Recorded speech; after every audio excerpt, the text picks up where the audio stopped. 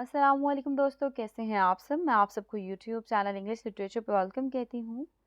आज जो टॉपिक हम कवर करने जा रहे हैं इस लेक्चर के अंदर, दैट इज स्कैंशन। जो हमारा मेन टॉपिक है वो है रिदमिक ओकेस्टिक डिमेंशन।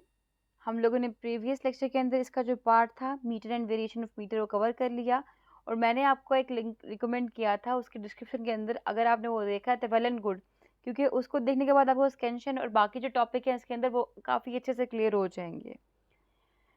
ठीक है, तो आज हम स्कैंशन के बारे में बात कर रहे हैं। लेक्चर 21 है हमारा, सब्जेक्ट है introduction to literary studies. Time को वेस्ट किए बगैर स्कैंशन का टॉपिक शुरू करते हैं। हमारा स्कैंशन क्या होता है? जो हमारी पोएम होती है, पोएम के अंदर जो मीटर होते हैं, उन मीटर के जो स्ट्रेस्ड और अनस्ट्रेस्ड सिलेबल होते हैं हर लाइन के अंदर, उनको मार्क करने के प्रोसेस को हम लोग स्कैंशन कहते हैं। यानी कोई भी पोएम है, उस पोएम के मीटर को एनालाइज करना। वो एनालाइज कैसे करेंगे? उसके जो स्ट्रेस्ड और अनस्ट्रेस्ड सिलेबल हैं उनको मार्क करके।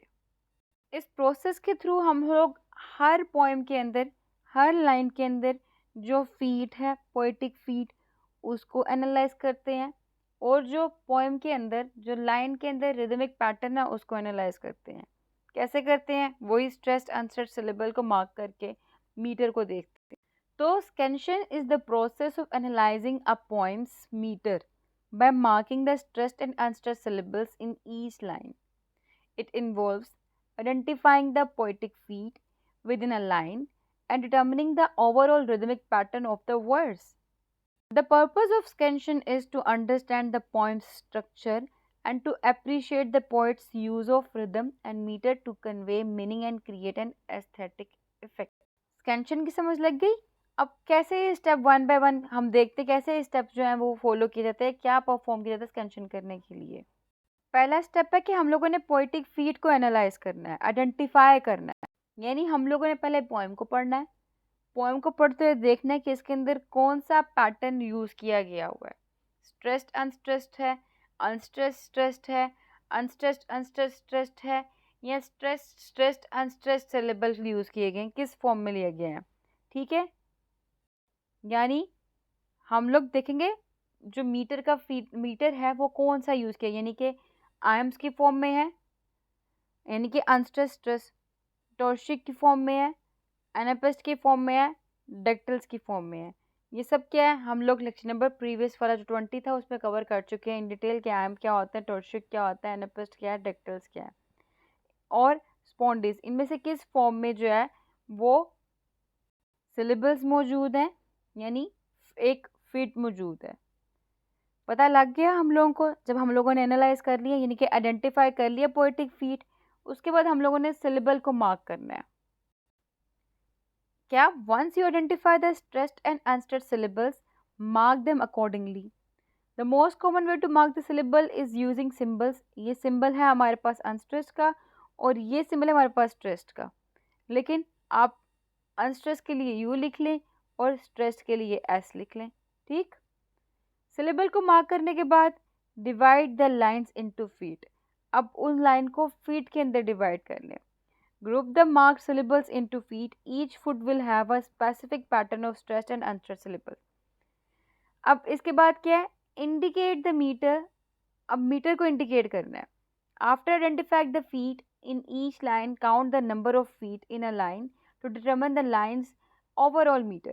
For example, if a line has 5 iambs, dadam, it is written as iambic pentameter.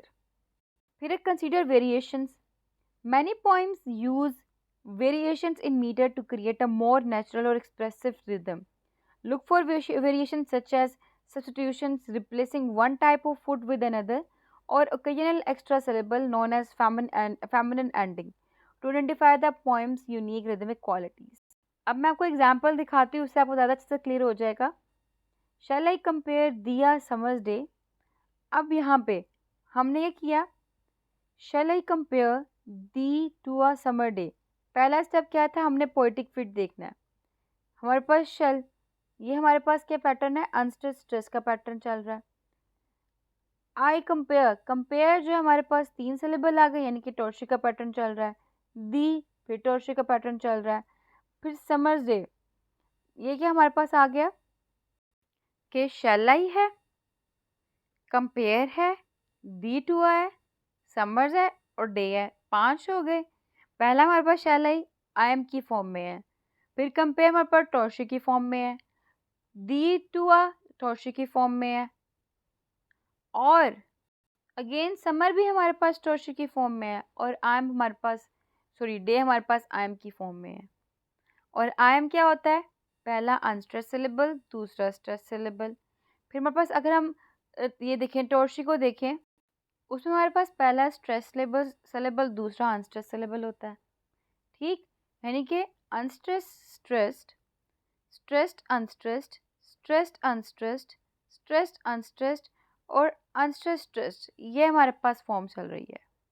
ठीक, पहला क्या किया हम लोगों ने? पोएटिक फिक को आइडेंटिफाई कर लिया, स्टेप 1 था। और पोएटिक फिक हमारे पास क्या बना?